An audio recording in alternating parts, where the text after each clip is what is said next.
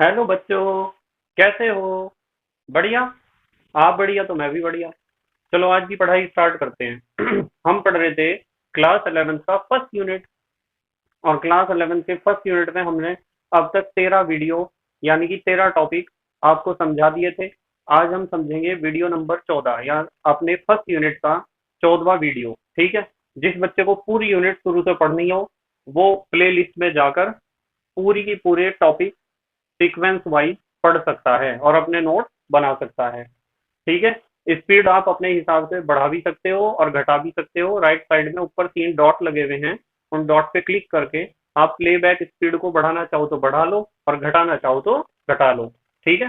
तो जी हाँ बच्चों, मेरा नाम है कमल और आप देख रहे हैं हमारा प्यारा सा चैनल कमल मोहन धीमान। तो आज की पढ़ाई जल्दी से स्टार्ट करते हैं। देखो सब, आज का हमारा टॉपिक है क्लास 11 यूनिट नंबर फर्स्ट और वीडियो नंबर 14। आज का हमारा टॉपिक है आयतन प्रतिशत या वॉल्यूम परसेंटेज। इसे लिख सकते हो आप small V upon capital V से। तो आयतन प्रतिशत का सिंपल सा मतलब है, सबके आसानी से समझ में आ जाएगा। आयतन प्रतिशत का मतलब है कि आपके पास जब प्रतिशतता का कोई भी सवाल आता है तो समझ लेना चाहिए कि प्रतिशतता का मतलब होता है 100। प्रतिशतता का मतलब क्या होता है? 100। तो आयतन प्रतिशत का मतलब है कि आपके पास 100 ml विलियन है और 100 ml विलियन में कितने ml विले घुला हुआ है। 100 ml विलियन में कितने ml विले घुला हुआ है। ठीक है। बिल्कुल सिंपल सी बात है। देखो जैसे कि यहाँ लिखा हुआ है, डेफिनेशन देखेंगे सब बच्चे ध्यान से। ये लिखा हुआ है किसी विलयन के 100 ml में उपस्थित विलय की ml में मात्रा को आयतन प्रतिशत कहते हैं। रिपीट कर रहा मैं, देखो। किसी विलयन के 100 ml में उपस्थित विलय की ml में मात्रा को आयतन प्रतिशत कहते हैं। 100 ml में विलय के कितने ml घुले हुए हैं और ये है फार्मूला। आयतन प्रतिशत बराबर विलय का आयतन ml में बटे विलयन का आयतन ml में और मल्टीप्लाइड बाय 100।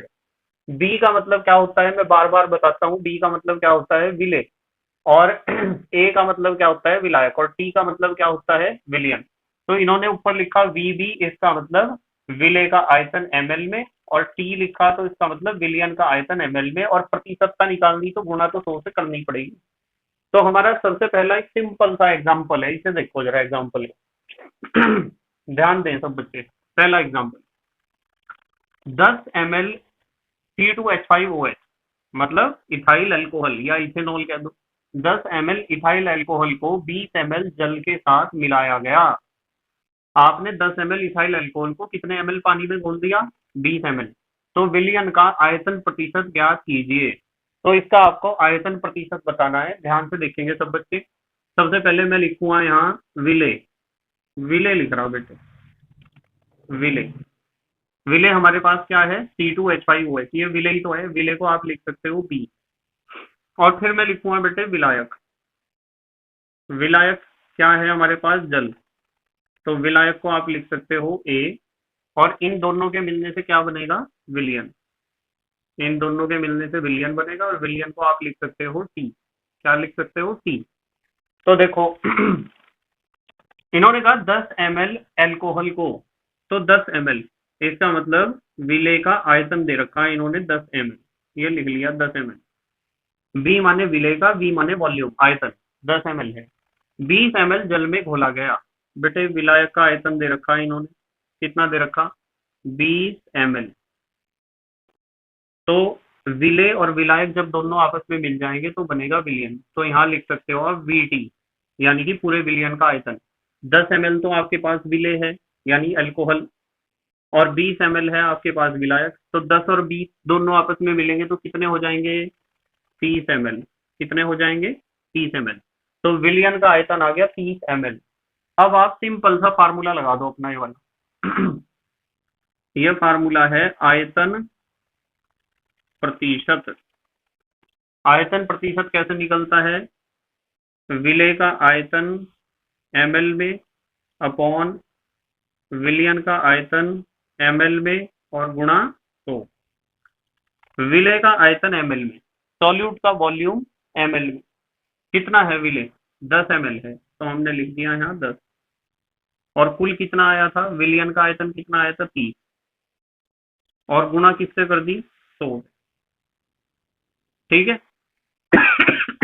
एक जीरो से जीरो कैंसिल हो, हमारे पास क्या बचा बेटे, 100/3।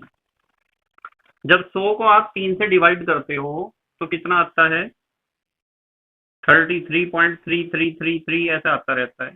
तो इतने परसेंट आंसर आया हमारा, 33.3%। तो इस क्वेश्चन का आंसर आया 33.3%। ये इसका आयतन प्रतिशत है।